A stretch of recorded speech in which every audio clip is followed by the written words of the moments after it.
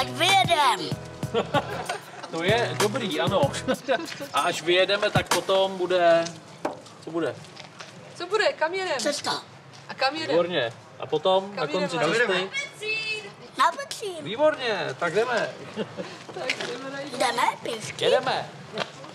A pěšky? Ty řídíš? No. Tak jo. Na řídí. Ale jeď pomalu.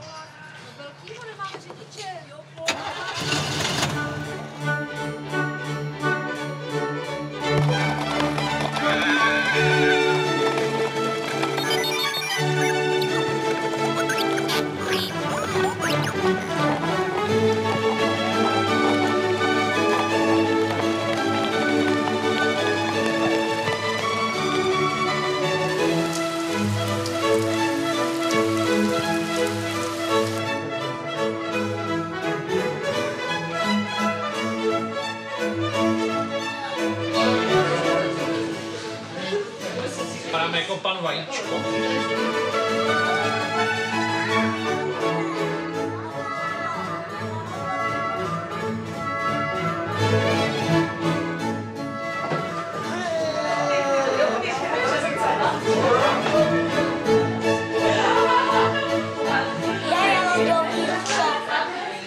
Mě nerozesmívají ty deformace, protože já žádný nevidím. Ono na tom vozíku to totiž není ten správný úhel pohledu.